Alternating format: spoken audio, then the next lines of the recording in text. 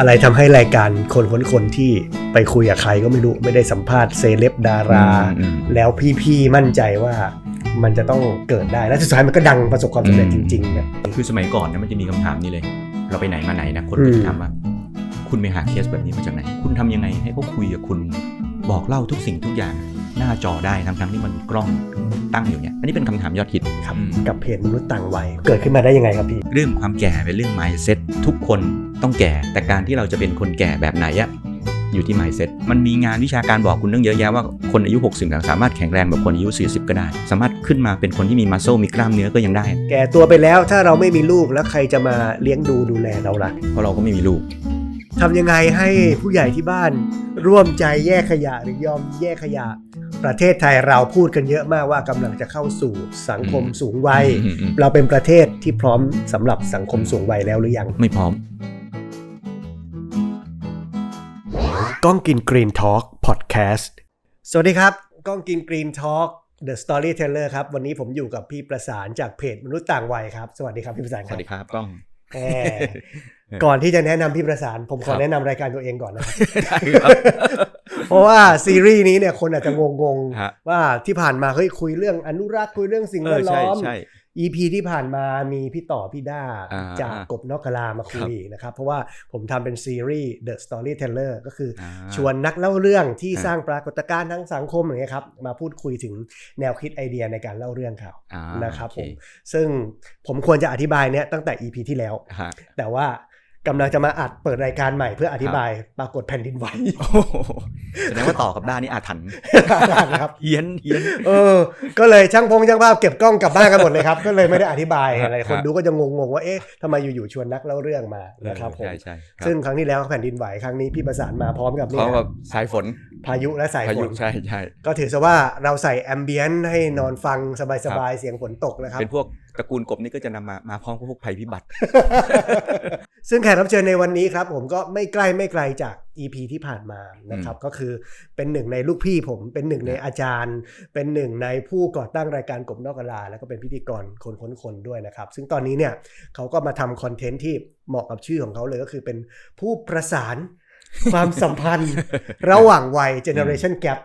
นะครับจากเพจที่มีคนติดตามเนี่ยโหหลักล้านกว่าฟอลเลยนะครับแล้วก็กำลังจะมีอีเวนต์ด้วยใช่มนุษย์ต่างวัยเฟสมนุษย์ต่างวัยเฟส2025ชีวิตดีชีวิตซีซั่น2ใช่ซึ่งผมก็สนใจครับวัยกลางคนอย่างผมก็อยากจะหาทางไปต่อเหมือนกันว่าจะไปยังไงต่อดีนะครับผมซีซั่น2ก็เดี๋ยววันนี้จะมาคุยเบื้องหลังการทำงานการคิดในเพจมนุษย์ต่างวัยนะครับรวมถึงการใช้ชีวิตด้วยนะครับโอเคทำไมกล้องไม่ชวนพี่มาตั้งแต่รอบที่แล้วไปเลยจะบอกว่าพี่ครับรอบที่แล้วนี่เขาเมาส์พี่ภาษาเยอะมากโอเคนะครับผมก็เป็นทั้งตัดออกเดี๋ยวจะมาตามฟังครับโอเคผมกับพี่ประสานเมื่อกี้เกริ่นไปแล้วรู้จักกันตั้งแต่ตอนสมัยทีวีบุรพาครับตอนนั้นพี่ประสานหลักๆที่ผมเห็นก็จะทำรายการคนค้นคนเกริ่นนิดนึงก่อนก็ได้ครับจะได้เป็นแบ็คกราวด์นะครับของนักเล่าเรื่องตอนนั้นพี่ประสานก่อนหน้ามาทำทีวีบุรพาก็ทำสารคดีมาก่อนใช่ไหมครับใช่จริงๆเราโตมาจากพวกสายสื่อนะจริงๆถ้าสมมติเลยจบจากธรรมศาสตร์ปุ๊บอาชีพแรกคืออาชีพนักข่าวเป็นนักข่าววิทยุอยู่สมัยก่อนข่าววิทยุมันจะบูมเนาะเราอยู่ศูนย์ข่าวแปซิฟิกจส100ก็คือข่าวจราจรนั่นแหละแต่เขาจะมีข่าวต้นชั่วโมงเราจะทำหน้าที่เป็นนักข่าวก็จะไปอยู่ตามทำเนียบรัฐสภานู่นนี่นั่นเงี้ยแล้วก็โทรศัพท์รายงานเข้ามาอะไรเงี้ยเป็นผู้ประกาศด้วยไหมครับพี่เป็นผู้ประกาศด้วยแต่เป็นหลังเที่ยงคืนเข้าใจว่าคือกลางวันทำข่าวอ่ะแล้วกลางคืนนี่ไม่เป็นผู้ประกาศข่าวอ่านข่าวในสตูดิโอเพราะว่าสมัยก่อนนี่มือยังไม่โปรเขาไม่ให้อ่านกลางวันก็ไปทำข่าวก่อนหรืออย่างเป็นข่าวประเภทไหนครับพี่ไปหมดนะข่าวการเมืองข่าวสังคมข่าวในบทอย่างเช่นเนี้ยตึกเหมือนเนี่ยตึกสตง.ถล่มใช่ไหมรุ่นพี่มันจะมีตึกโรงแรมรอยัลพลาซ่าที่โคราชถล่มอย่างเงี้ยตึกอย่างเงี้ยถล่มมาเป็นหน้ากรองอย่างเงี้ยเห็นอย่างงี้เลยเราก็จะไปอยู่งั้น7 วัน7 คืนอะไรเงี้ยแล้วก็รอเขาขุดค้นซากตึกอะไรเงี้ยเหมือนกันครับผมไปวิ่งบนตึกอะไรเงี้ยวิ่งบนซากเลยหมดผลักหักพังเลยสมัยก่อนทำได้ไงไม่รู้ไม่กลัวตายสมัยก่อนก็เป็นนักข่าววิทยุเป็นอยู่ได้สักปีเศษครับแล้วก็รู้สึกว่าไอ้ข่าววิทยุมันเร็วมันเร็วมากแล้วเราค้นพบว่าที่จะเป็นนักข่าวนี่ถ้ามันจะเติบโตก้าวหน้านี่มันต้องทำข่าวสีเป็นต้องมีมนุษยสัมพันธ์กับคนนู้นคนนี้รู้จักการแบบจะได้ข่าวที่มันคนอื่นไม่ได้เรามาค้นพบตัวเราเองว่าเราไม่ค่อยถนัดทำพอดีก็เลยลาออกมา ลาออกมาได้สักพักหนึ่งก็มาสมัครอยู่ที่บริษัทพาโนรามาซึ่งเขาเป็นบริษัททำสารคดียุคนั้นก็เป็นเบอร์ต้นๆนะเนาะก็สมัยก่อนก็ฟลุกเนาะเพราะว่าสมัยก่อนเราไม่มีความรู้เรื่องทำโทรทัศน์นะเราจบศิลปศาสตร์เราไม่ได้จบพวกวารสารไม่ได้จบพวกไหนมาทำวิทยุได้ก็ฟุกเหมือนกันก็มาสมัครเขาก็รับแล้วก็มาฝึกทำสารคดีที่พาโนรามาก็ฝึกตั้งแต่รู้จักอุปกรณ์เลยมั้งสมัยก่อนเขาฝากให้ไปเอาของยังหยิบไม่ถูกเลยก็สมัยก่อนเขาเรียกอะไรเซอร์โวไปหยิบเซอร์โวมาดิเซอร์โวคืออะไรพี่มันเป็นอุปกรณ์ที่มันติดกับกล้องสมมุติถ้าเรากดสมมติเราไม่ต้องใช้มือซูมเข้าซูมออกเลนใช่ไหมใช้กดไอเนี้ยมันก็ซูมเข้าซูมออกเองสมัยก่อนเด็กๆใช่สมัยก่อนเด็กๆพวกช่างภาพเบอร์ใหญ่ๆเขาว่าจะใช้เราไปหยิบเซอร์โวมาดิแล้วครับพี่ก็รีบวิ่งไปที่รถพอวิ่งไปถึงที่รถเสร็จปุ๊บเฮ้ยเซอร์โวแม่งหน้าตาเป็นยังไงวะขึ้นมาใจพอไปก็แบบไม่รู้จักเลยพวกนี้เลยเทปยังไม่รู้จักเลยนะเทปมันเป็นยังไงว่าเบต้าสมัยก่อนไม่รู้จักแบบเป็นความรู้เป็นศูนย์ก็มาทำสารคดีที่นั่นทำอยู่ได้สัก 4-5 ปีก็ฝึกทำตั้งแต่สารคดีสั้น3 นาที5 นาที10 นาทีเขียนแล้วก็เขียนสารคดียาวๆ50 นาทีอะไรอย่างเงี้ยทำมาเรื่อยๆอันนั้นก็จะเป็นเรื่องทั้งธรรมชาติด้วยสังคมด้วยอะไรประมาณนั้นพี่ใช่แต่ของเราเนี่ยมันจะอยู่สายพวกสังคมวิทยาสายมนุษยวิทยาเช่นไปทำสารคดีเรื่องคนทรงเจ้าอะไรอย่างเงี้ยแล้วมันจะทำงานเหมือนพวกมันจะทำเหมือนพวกนักวิจัยเลยก่อนทำก็ต้องไปรีเสิร์ชก่อนงั้นเราไปตระเวนสำนักทรงมาแบบ30 ที่สมัยก่อนไปตระเวนเก็บข้อมูลในสำนักทรงแล้วก็ไปทำแล้วก็กลับมาเขียนบทแต่ชิ้นนึงสมัยก่อนทำ50 นาทีเขาให้ทำ6 เดือนโอ้โหยุคนั้นมันมียุคแบบเขาออกแบบให้มันเป็นสารคดีแบบต่างประเทศเมืองนอกใช้เวลาได้เขาให้ใช้เวลาได้แล้วก็ใช้ช่ำเลยสมัยก่อนก็ทำอยู่ได้ตั้ง5-6 ปีได้6 ปีนะช่วงนั้นก็มีภาวะวิกฤตเศรษฐกิจเมื่อปี40เขาก็ชวนให้คนแบบว่าแบบลาออกที่เราก็ไปเอาเงินลาออกเพราะอยากจะไปเรียนหนังสืออยากจะไปเรียนต่อครับผมก็แล้วก็ออกมารับจ็อบก่อนออกมารับจ็อบที่ Nation TV นี่แหละไปเป็นโปรดิวเซอร์รายการสารคดีเหมือนกันเดี๋ยวสักครึ่งปีมั้งแล้วก็ไปเรียนต่อก็ไปเรียนต่ออีกสัก2 ปีครึ่งเกี่ยวกับเรื่องสื่อเหมือนกันไหมครับที่ไปเรียนต่อก็เกี่ยวเหมือนกันนะแต่ว่าตอนนั้นเราไม่เรียนด้านการผลิตเราไปเรียนจริงๆเราขยันมากเลยเรียนโท2 ใบนะไม่ค่อยได้เล่าให้ใครฟังขยันมากมันจะขยันไปหน่อยทำไมขนาดนั้นใบแรกเราเรียนในนั่นก็เรียกสาขา Media Management คือเรารู้สึกว่าเราทำสื่อนู่นนี่นั่นแล้วเรารู้สึกว่าเฮ้ยทำไมเราไม่ไปรู้จักการบริหารสื่อว่าสมัยก่อนก็คิดแบบคนรุ่นมันก็ไม่โตมากนะอยากจะไปอยู่แบบพวก Net Geo อย่างเงี้ยอยากจะอยู่พวก Discovery สมัยก่อนนะเพื่อที่จะมีอาชีพเป็นเขาเรียกว่าอาชีพเป็นพวก Distributor คือเดินขายคนอื่นเขาขายของใช่ไหมไอ้นี่มันขายงาน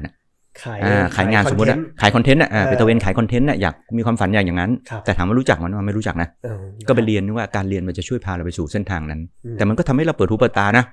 ได้ไปถึงเมืองคานนู่นนี่นั่นไปดูเขาค้าขายทำอะไรพวกเนี้ยดูไปแบบฟรีครับเหมือนใครมีสารคดีเรื่องอะไรหรือมีรายการอะไรก็จะไปเปิดโต๊ะเปิดบูธขายตรงนั้นใช่ที่คานมันจะเป็นอย่างเงี้ยมันจะมีสมมติว่าคานที่เขามีหนังเขาจะไปเปิดแบบเป็นเทศกาลเลยใช่ไหมแล้วก็มีหนังมาขายไอ้นี่มันเป็นรายการทีวีอย่างเดียวเลยบางวันที่เราไปมันจะเป็นเทศกาลสารคดีอย่างเดียวเลยมีแต่สารคดีจากทั่วโลกมาขายเราอยู่สมมติอยู่ตามสถานีโทรทัศน์เนี่ยเขาก็จะไปงานนี้แล้วเขาช็อปมาแล้วก็มาฉายเราก็อยากจะมีอาชีพแบบนี้ครับผมก็ไปเรียนจบกลับมา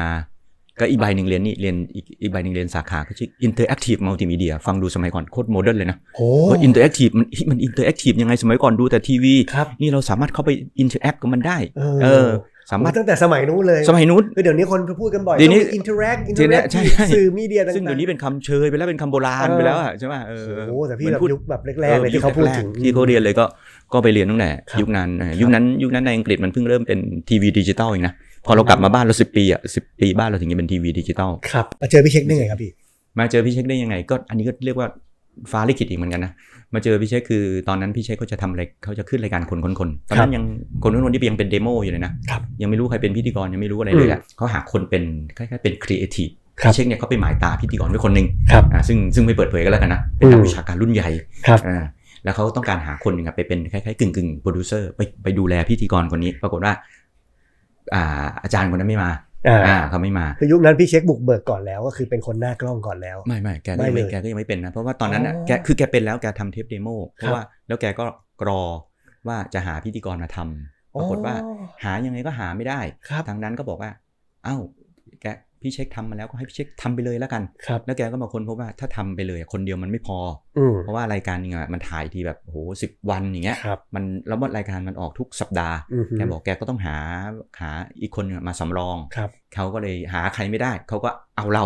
ด้วยคำที่เราอาจจะเป็นคนที่มีคุณสมบัติทำงานเบื้องหลังก็ได้เขียนบทก็ได้อะไรก็ได้อะขับรถก็ได้พูดง่ายๆขับรถแบกของแบกขาได้หมดยุคนั้นอ่ะต้องการคนที่เสร็จสับประมาณหนึ่งใช่พี่เช็คเลยมาถามเราพี่ประสานเคยเป็นเปล่าวะเราบอกว่าผมเคยอยู่บริษัทเก่าผมเคยเป็นมาบ้างแต่เป็นในความหมายนี้ก็เป็นแบบยิงอยู่หน้ากล้องขณะนี้ผมกำลังอยู่ที่นี่คือพูดตามสคริปต์อ่ะทื่อๆยืนอย่างเงี้ยแล้วก็พูดแล้วก็เทคแล้วเทคอีกอ่ะเทคจนแบบช่างภาพแม่งเบื่อเทคเยอะจนกระทั่งช่างภาพแม่งบอกว่าเดี๋ยวมึงมาเดินมานี่นะมึงมาดูกล้องมึงกดปุ่มนี้เรียกว่าเรคคอร์ดมึงจะถ่ายมึงให้กดตรงนี้แล้วมึงก็ไปยืนโหดร้ายจังพอมึงถ่ายเสร็จมึงก็มากดนี้สต็อปมันไปเลยแล้วช่างภาพมันก็ไปเลยโมโหเราก็เอาเทปไปให้เขาดูพี่เช็คก็ดูแล้วเขาก็พี่เช็คเนี่ยเขาก็ต้องเอาไปให้พี่ที่ผู้บริหารที่ JSL สมัยนั้นน่ะดูเพราะสมัยก่อน JSL ก็คล้ายๆว่าเขาก็เป็นคนที่ถือหุ้นใหญ่ในทีวีบุรพาครึ่งกันหรืออะไรเงี้ยเขาก็ดูเขาก็ไม่ได้ถูกตาถูกใจแล้วนะแต่เขาก็คิดว่าถ้าดูมาเนี่ยก็ไอเนี่ยก็น่าจะรอดตัวที่สุดแล้วเพราะว่าคนอื่นๆเนี่ยจะแบบอีกแบบนึงเพราะว่าสมัยก่อนพี่ภาพลักษณ์พี่ที่ก่อนมันไม่ได้เป็นแบบรุ่นพี่เช็ครุ่นเราสมัยก่อนนี้มันไม่ใช่คนที่ไปอยู่หน้าจอได้ครับผมใช่ไหมหน้าจอมันต้องเป็นแบบพี่ดูสัญญาอะไรอย่างเงี้ยเขาก็เลยถ้างั้นเอา2คนก็แล้วกันเราก็เข้ามาในตอนที่เขาก็ยังไม่ได้เวลานะครับเราพอเข้ามาปุ๊บพี่เช็คแกก็ไปทยอยทำไปเรื่อยๆอย่างเงี้ยเราก็มาตามไล่หลังทำจนกระทั่งว่าวันนึงเราก็ไม่ก็ตกลงรายการมันจะทำไม่ทำวะบริษัทเก่าเขาชวนเรากลับไปทำอีกเขาจะทำอะไรโปรเจกต์อะไรไม่รู้เราก็บอกพี่เช็คผมถ้ายังไม่ทำเหมือนผมกลับไปทำงานที่เดิมก่อนนะอะไรอย่างเงี้ยพอกลับไปทำงานที่เดิมได้สักแป๊บนึงแกก็บอกเฮ้ยได้เวลาแล้วช่อง9มาให้เวลาเขาก็ให้เนี่ยก็โดดมาเขาก็เลยให้เรามาทำจริงๆจังๆออกทีวีอะไรกับเขาเนี่ยชีวิตตลกดีไม่เคยฝันหรอกครับเคยได้ยินพี่ประสานเล่าอยู่หลายรายการเหมือนกันว่าตอนออกทีวีแรกๆนี่ก็มีความเขินเหมือนกันเขินคนเราเนี่ยมียุคนั้นนะต้องยุคนี้เนี่ยอาจจะไม่เหมือนกับยุคนี้ใครๆออกทีวีได้ใครๆออกหน้าจอได้ใช่ไหมยุคนั้นเวลาเราเห็นตัวเองในทีวีมันไม่สนุกหรอกมันดูน่าเกลียดไม่ค่อยได้เห็นตัวเองออกสื่อเท่าไหร่แต่คนเดี๋ยวนี้เคยจริงกับเห็นตัวเองในกล้องในนี้คนไม่เคยออกทีวีนี่มันดูแล้วมันแปลกตานะคือมันเหมือนเราใช้คำว่ามันไม่เฟิร์มอ่ะคือบุคลิกภาพมันไม่ได้เช่นทรงผมแบบไหนวะจริงแว่นตามันควรเป็นแบบไหนวะใส่เสื้อแบบไหนวะสมัยก่อนนี่เราเป็นคนที่เราก็ไม่ค่อยแต่งตัวนะก็ใส่เสื้อยืดแถมเสื้อยืดอะไรกางเกงทหารอะไรอย่างเงี้ยสมัยก่อนแบบคนทำสารคดีนี่แหละจะถ่ายรายการที่ไปเปิดตู้เสื้อผ้าไม่มีเสื้อผ้าใส่อย่าคิดดูอ่ะมีแต่เสื้อผ้าเก่าๆอ่ะจะไปถ่ายบ่ายเนี้ยต้องวิ่งไปห้างไปซื้อเสื้อมา2ตัวอย่างเงี้ยคือก็จะว่าเอามาใส่อย่างเงี้ยใส่เสร็จพอเอาไปถ่ายรายการพี่ๆที่ JSL เห็นได้แบบแต่งตัวอะไรวะแบบไม่ได้เรื่องอะไรเงี้ยแถมความรับรู้ของสังคมค่านิยมตอนนั้นอีกของคนออกทีวีเขาพร้อมที่จะคอมเมนต์อะไรต่างๆอีกใช่แล้วพี่เช็คเขาเพราะรายการมันเริ่มออกแล้วพี่สัก 2-3 ตอนพี่เช็คเขาก็ดังแล้วมันแปลกเนี่ยพี่เช็คเขาดังเลยพอหมดตอนเขาสัก2 ตอนมันก็มาตอนเรากันนะพอเราตอนเราออกมาปุ๊บคนก็แบบเฮ้ยมึงมาจากไหนวะอะไรเงี้ยทางช่องก็บอกเลยนะเขาก็บอกว่าเฮ้ยคุณทำดีๆแล้วคุณไปเปลี่ยนอีกคนใส่แว่นมาทำไมคุณไม่ทำต่อเนื่องเดี๋ยวรายการคุณก็เจ๊งหรอกกำลังมาดีๆอยู่อย่างเงี้ยเขาก็บอกให้ไม่เอาเรานะยุคนั้นอ่ะแต่เราจะเพลินว่าโชคดีไงมันมีคนทำ จังหวะโอกาสใครจะรู้ว่าตอนนั้นปั้นดาวดวงใหม่ขึ้นมานะครับมาจนถึงทุกวันนี้ผมถามนิดนึงว่าเผื่อว่าคนจะได้เปรียบเทียบกับว่าเดี๋ยวนี้เราอยากจะทำสื่อก็จะมีช่องทางที่สามารถสร้างขึ้นเองได้ง่ายๆอะไรอย่างเงี้ยแต่ตอนนั้นน่ะต้องพึ่งพาเวลาที่พี่ประสานบอกว่ารายการยังไม่ได้เวลาจากช่องเลยแถมต้องปลุกปั้นเดโมกันไปถ่ายกันหลายวันหลายคืนลงทุนกันอะไรแบบนี้ครับมันเป็นวิธีการทำงานของคนทำสื่อในสมัยนั้นหรอครับพี่แล้วมันใช่ทุกคนไหมที่จะได้ช่องออกอากาศไม่ทุกคนคือต้องบอกนะยุคนั้นนะถ้าเราเปรียบเทียบก็คือยุคนั้นทรัพยากรก็คือเวลาที่มันเป็นช่องทางที่จะปรากฏอยู่ในให้สาธารณชนได้ดูตามช่องทีวีมันมีจำกัดถูกป่ะแล้วเวลาดีที่สุดก็คือเวลาตั้งแต่เท่าไหร่อาจจะเวลาตั้งแต่ 18:00 นจนถึงแค่สัก 22:00 นเนี่ยอันนี้คือเวลาที่ดีที่สุดเนี่ยก็มี5ช่องนะรวมช่อง11ด้วยนะสมัยก่อนนะอะไรอย่างเงี้ยนะถัดไปอีกอันนึงทรัพยากรยุคนั้นกล้องแต่ละตัวเนี่ยราคามันก็สูงมากขนาดยุคที่เริ่มต้นคนที่ถือว่าราคาถูกลงแล้วนะคือคนนี้ถ้าไม่ได้มาพร้อมกับเทคโนโลยีที่มันราคาถูกลงเนี่ยก็ทำไม่ได้นะยุคที่เราอยู่ที่พาโนรามาเนี่ยกล้องตัว1 ล้านนึงนะ โอ้ครับเครื่องตัดต่อเครื่องละ10 ล้านมันเป็นระบบอนาล็อกอะแต่พอยุคที่พี่เช็คเขามาเริ่มต้นทำคนยุคนั้นมันเริ่มเป็นดิจิตอลแล้วเริ่มมีโปรแกรมและการตัดต่อแต่ยังเทปม้วนเทปยังเป็นเทปอยู่นะครับมันยังเข้าไปตัดต่ออย่างนั้นนะมันยังขยับแก้ไขงานได้โยกไปโยกมาง่ายถ้าเป็นยุคก่อนทำไม่ได้เพราะคนนี้มันแก้ไขตลอดเวลาคนที่จะไปอยู่หน้าจออะไรได้หรือคนจะเป็นเจ้าของรายการทีวีสักรายการทีวีนึงใช้เงินมหาศาลนะเพราะว่าอะไรหนึ่งคุณแค่ค่าเวลามากน้อยยังก็หลายแสนบาทแล้วอะเขาบอกว่าถ้าคุณทำแล้วคุณเจ๊งอะเหมือนคุณเผาเงินเล่นอะนั่นสิแต่ถ้าสมมติคุณทำแล้วคุณสักเซสคุณก็จะเงินคุณก็จะได้เยอะเพราะว่า1ค่าโฆษณามันก็แพงเซซะว่าสมมตินาทีละ 200,000 บาทอย่างเงี้ยอย่างเงี้ยสมมติคุณมีโฆษณา10 นาทีต่อสัปดาห์คุณก็จะมีรายได้2 ล้านบาทมันก็จะว่าโอกาสมันก็มีจะว่าความยากมันก็มีเพราะฉะนั้นเวลามีคนมาถามเราว่ายุคนี้กับยุคนั้นยุคไหนง่ายกว่ากันตอบไม่ได้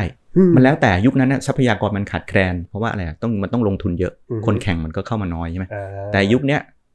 ทรัพยากรมันเยอะคู่แข่งก็เยอะคนทำก็เยอะไปหมดมันก็เลยตอบยากว่ายุคไหนยากยุคไหนง่ายมันยากคนละแบบยุคนั้นยากแต่ก็ถ้าคิดดีๆอาจจะคุ้มค่าในการเสี่ยงในการลงทุนในการอดทนแต่มันก็มีคนเจ๊งก็เยอะไงก็ไม่ใช่ทุกคนที่จะได้โอกาสอะไรทำให้รายการคนที่ไปคุยกับใครก็ไม่รู้ไม่ได้สัมภาษณ์เซเลบดาราแล้วพี่มั่นใจว่ามันจะต้องเกิดได้และสุดท้ายมันก็ดังประสบความสำเร็จจริงๆตอนนั้นมีความมั่นใจกันขนาดไหนครับพี่คือเรื่องนี้แล้วว่าพี่เชคแกน่าจะรู้ดีตัวแกน่าจะรู้ดีสุดนะแต่โดยส่วนตัวเนี่ยเราก็ไม่ค่อยมั่นใจหรอกคือจริงๆต้องบอกว่าตอนนั้นเราอายุแบบ29ไป29เนาะยังไม่30เต็มอ่ะเราไม่ค่อยเข้าใจธุรกิจอะไรพวกนี้หรอกนะเข้าใจความรู้มันก็น้อยมากเพราะว่าสมัยก่อนความรู้มันไม่แพร่หลายขนาดนี้เราไม่เข้าใจหรอกบอกให้เราทำแล้วก็เราก็ไปทำเราไม่รู้หรอกว่ามันเสี่ยงหรือเปล่าอะไรเงี้ยเข้าใจป่ะแต่ถามเรารู้สึกว่าแม่งจะรอดเหรอวะเพราะว่าสมัยก่อนเราทำสารคดีอยู่ที่พาโนรามาก็อยู่ยากมากนะคนจะมาเป็นสปอนเซอร์สารคดีก็คือต้องเป็นแบบธนาคารแล้วก็เป็นสปอนให้เพราะมีเงินเหลือพอจะทำ CSRมันจะเป็นงานทำนองอย่างเงี้ยแต่ส่วนคนจะมาซื้องานเป็นชิ้นเหมือนที่เขาซื้อกับละครเนี่ยมันไม่ค่อยได้ขนาดนั้นแรกๆเราก็คิดว่ามันจะรอดเหรอวะเราก็ไม่คิดว่ามันจะรอดนะที่ปัญหาก็เป็นคนตั้งคำถามนี้ต่อตัวเองเหมือนกันแต่ไม่ได้ question กับมันมากนะเราแรกๆเราก็คิดว่าเขาก็ลุ้นนะเราว่าพี่เชคอาจจะมั่นใจก็ได้แต่ว่าคนรอบๆตัวแกก็มีเราก็คิดว่าเขาก็คงไม่คิดว่ารอดนะเท่าที่เราเคยได้ยินนะเขาก็คิดว่าก็ไม่เป็นไรก็ไปลองดู3 เดือน6 เดือนเดี๋ยวไม่รอดถ้าไม่เวลามันไม่รอดจริงๆเนี่ยสถานีเขาจะปลดเองใช่ไหมเขาจะปลดออกเองอะไรเงี้ยมันก็แต่เราว่ามันรอดมาได้ก็เพราะ1เราว่าจังหวะโอกาสมันรวมกันนะ1คือบรรยากาศของสังคมในยุคนั้นน่ะมันอาจจะอิ่มตัวในระดับหนึ่งที่คนรู้สึกว่าอยากจะดูอะไรใหม่ๆเพราะว่ายุคนั้นเนี่ยพอเวลารายการแบบนี้มันเกิดขึ้นมันแปลกมันไม่เหมือนยุคแบบนี้นะที่มันจะมีคนธรรมดาปรากฏในจอทีวีได้ง่ายๆสมัยก่อนไม่มีนะเราดูอะไรเราก็จะดูแต่เรื่องคนดังมันจะไม่มีเรื่องของพวกคนเล็กคนน้อยคนที่เราเห็นตามข้างทางอะไรเงี้ยอีกอย่างนึงคือคนมันเขาไม่ค่อยได้ดูความลึกไอ้นี่มันได้ดูความลึกได้ดูไปถึงชีวิตคนเนี่ยสมมติเราอาจจะเห็นลิเกสักคนนึงอย่างเงี้ยแต่เราไม่รู้แล้วนะว่าชีวิตลิเกหลังโรงลิเกเนี่ยมันเป็นยังไงแต่รายการนี้เวลามันไปทำมันทำรายละเอียดเยอะมากทำรายละเอียดมันเหมือนมันจริงมากอ่ะมันจริงจนไม่รู้มันจะจริงยังไงนะผมเห็นไปเหมือนเป็นญาติเขาเลยครับไปแบบเคาะประตูกินข้าวอยู่ก็ไปนอนไปทำงานก็ไปคือทีมงานคนนี่คือแบบสนิทกับตัวแขกรับเชิญตัวเคสตัวคนเล่าเรื่องตัวคนเขาเรียกอะไรคนต้นเรื่องใช่สนิทมากสนิทเหมือนญาติเลยอ่ะสนิทเหมือนประมาณว่างานศพก็ไปลูกบวชก็ไปเราจัดงานเวลาคนจัดงานเขาก็จะมาเพราะสิ่งนี้ได้เปล่าครับ DNA เหล่านี้ความสัมพันธ์เหล่านี้แบบถึงได้ทำให้รสชาติของคนมันลึกแล้วมันก็เป็นมีแฟนคลับติดตามขนาดนี้คือสมัยก่อนนะมันจะมีคำถามนี้เลยเราไปไหนมาไหนนะคนก็จะถามว่าคุณไปหาเคสแบบนี้มาจากไหนอันนี้เป็นคำถามยอดฮิตนะครับเสร็จปุ๊บเขาจะถามคุณว่าคุณทำยังไงให้เขาคุยกับคุณบอกเล่าทุกสิ่งทุกอย่างหน้าจอได้ทั้งที่มันมีกล้องตั้งอยู่เนี่ยอันนี้เป็นคำถามยอดฮิตที่ใครๆก็ต้องถามมันไม่มีออนไลน์ให้เราหานะนั่นสิยายยิ้มเงี้ยพี่ไปเจอได้ใช่ไหมสมัยก่อนมันไม่มีนะสมัยก่อนถามว่ามาจากไหนบางทีมันมาจากนู่นนะเปิดแมกกาซีนดูหรือบางคนก็ไปเปิดข่าวในหนังสือพิมพ์ดูอย่างเงี้ยคอลัมน์ไม่ได้ใหญ่นะมันมีคอลัมน์ยาวแค่เนี้ยเช่นเด็กกตัญญูช่วยเหลือย่าอยู่คนเดียวอะไรอย่างเงี้ยเขาอย่างปุ๊บเขาก็ตามไปถามว่าตามไปยังไงสมัยก่อนมันไม่มีออนไลน์ไม่มีอินบ็อกซ์มันไม่มีอะไรอย่างงี้นะส่งโลเคชั่นไม่มีส่งโลเคชั่นก็ต้องโทรไปเช็คอยู่ตำบลไหนโทรไปถาม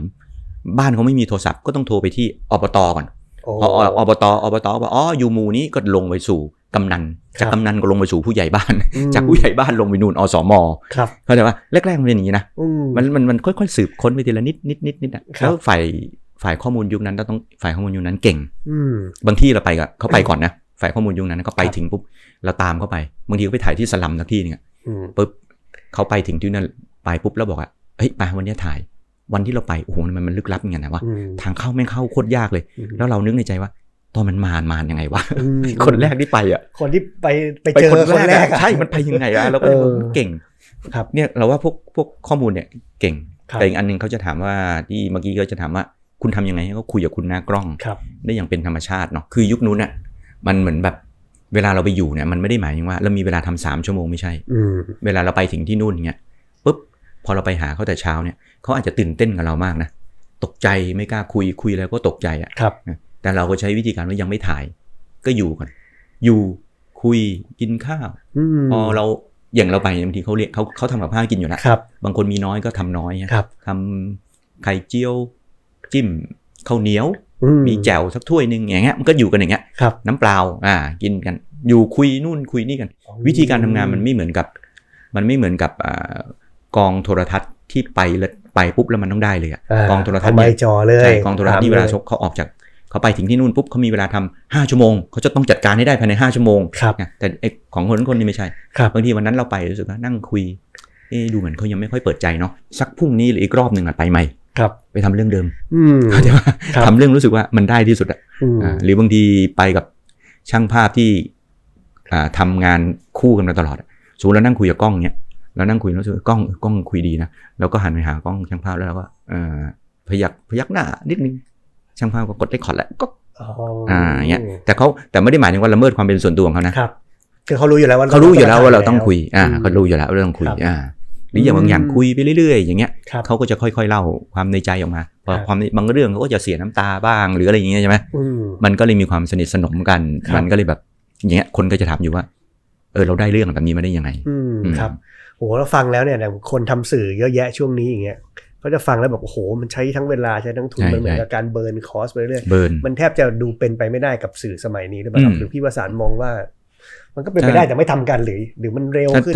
อาจจะเป็นไปไม่ได้หรืออาจจะเป็นไปได้ก็ได้นะแต่เราว่าอย่างนี้เราว่ายุคนี้บางทีคนทำเนี่ยเขาอาจจะรู้สึกว่าเฮ้ยลงแรงตามไปมากๆอย่างนี้โดยพฤติกรรมคนดูยาวขนาดนี้หรือเปล่าวะหรือคนดูต้องการรู้ขนาดนี้หรือเปล่าวะหรืออะไรอย่างเงี้ยเขาอาจจะรู้สึกว่าเขาสามารถเห็นสิ่งเหล่านี้มาได้โดยที่ไม่ต้องมีรายการแบบนี้มาทำก็ได้นี่หว่าเพราะทุกคนล้วน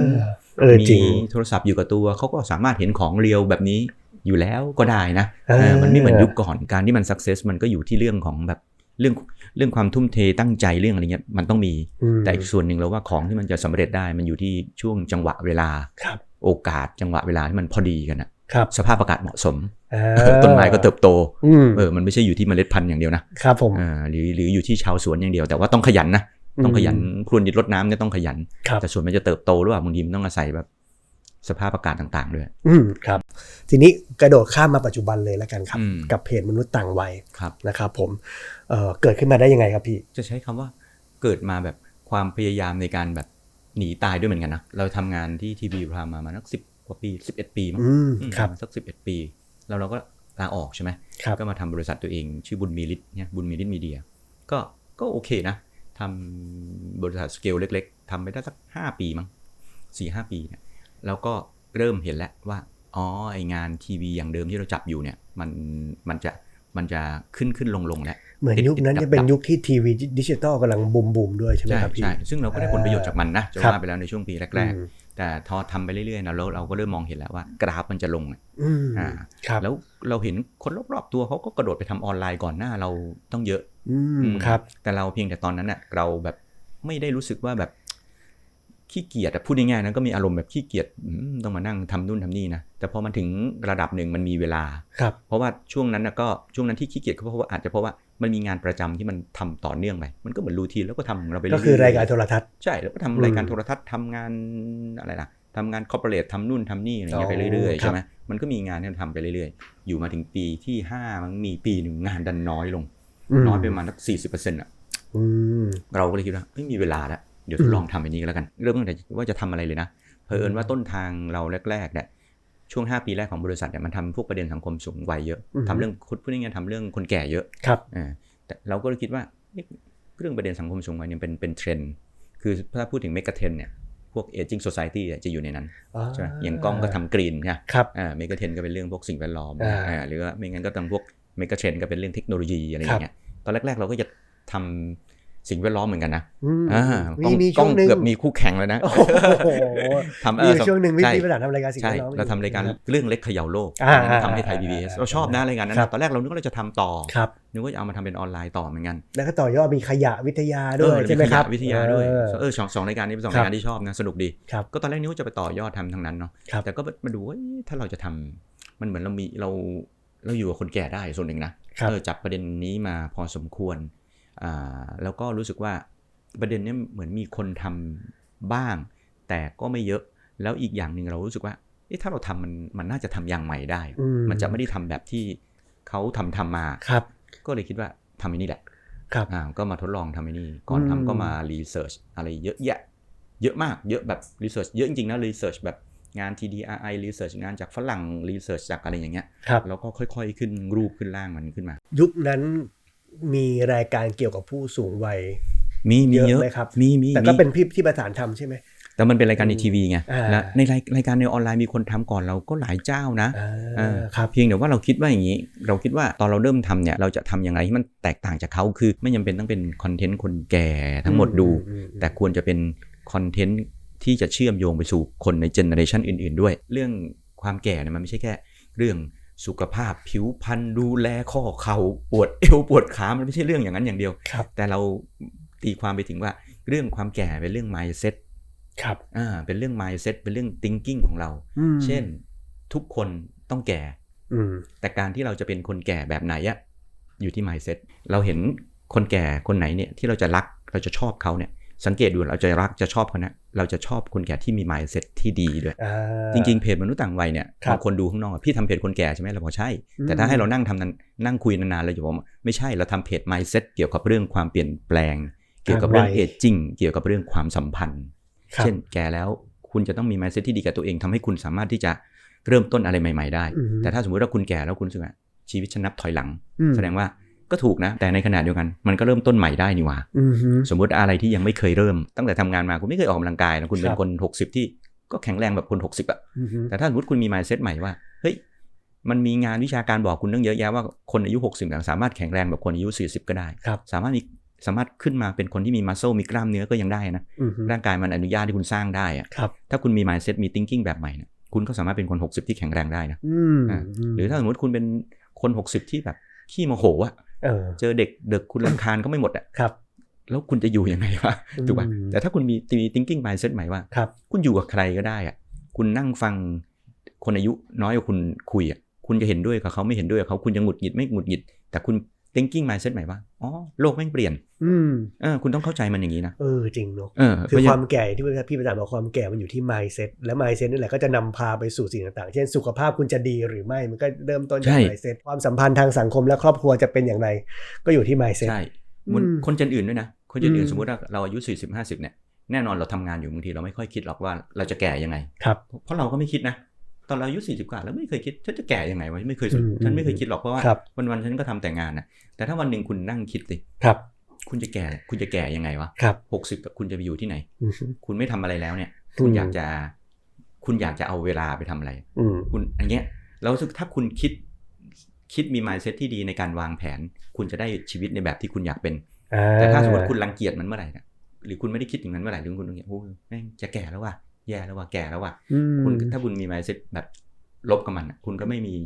มีโอกาสในการออกแบบมันได้ครับผมเวลาคนถามเนี่ยมนุษย์ต่างวัยทำอะไรทำเรื่องนี้แต่จริงๆ audience จริงๆก็ไม่ใช่ผู้สูงวัยอย่างเดียวที่เข้ามาชมเป็นใช่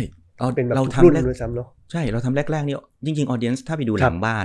ในออนไลน์ audience เรามาสัก35-40นะแต่ก็แน่นอนคนเล่นออนไลน์ก็ต้องอายุน้อยใช่ไหมแต่ว่ากลุ่มเนี้ยเป็นกลุ่มที่ดูเราเยอะก็ตอนเราเริ่มต้นทำแรกๆเนี่ยเราเข้าไปดูว่าใครแท็กใครดูใครแท็กใครแชร์บ้างคนรุ่นประมาณนี้นะถามว่าแท็กไปไหนแท็กไปให้พ่อแม่เพราะว่าเราเนี่ยสมมติเรารุ่นประมาณนี้เรามีพ่อแม่ใช่เราเห็นว่าทำไมพ่อแม่เราวันๆไม่ไปไหนวะนั่งดูทีวีอยู่บ้านอย่างเดียวดูหดหูห่อเหี่ยวเหลือเกินแต่มี ไอ้สื่อหนึ่งมนุษย์ต่างวัยอ่ะมันไปทำเรื่องคนแก่คนหนึ่งที่แบบโอ้โหแม่งมี mindset สุดยอดทำนู่นทำนี่อ่ะเรานึกในใจว่าฉันไปบอกเขาว่าเขาไม่เชื่อหรอกฉันก็แชร์คนเนี้ยไปให้เขาดูแล้วกันคนที่ออกกำลังกายคนที่ลุกขึ้นมาแต่งตัวใช่คนที่รู้สึกว่ามีชีวิตชีวามีชีวิตที่แอคทีฟได้ครับอะไรอย่างเงี้ยเราก็อย่างเงี้ยคนรุ่นประมาณนี้จะแชร์ไปให้ดูหรือคนรุ่นนี้ก็เริ่มมองเห็นว่า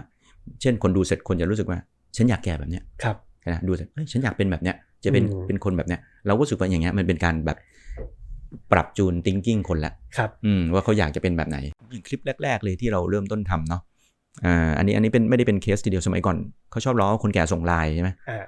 คนแก่ส่งไลน์สวัสดีวันจันทร์คนชอบล้อกันเงี้ยคือแรงบันดาลใจจริงๆเราได้มาจากนั้นเราไปถ่ายบ้านคุณป้าคนนึงแล้วก็ถามแกก็ใจดีนะบ้านคุณไปถ่ายคนแก่ในคนแก่ใจดีถ่ายเสร็จก็จะเลี้ยงก๋วยเตี๋ยวนู่นนี่นั่นแกก็เลี้ยงก๋วยเตี๋ยวแล้วก็คุยหยอกเอิญไปเรื่อยๆคุณป้าส่งไลน์ไหมครับส่งสิจ้าส่งอย่างนู้นอย่างนี้เมื่อเช้าก็เพิ่งส่งไปคุณลุงส่งไลน์ไหมครับ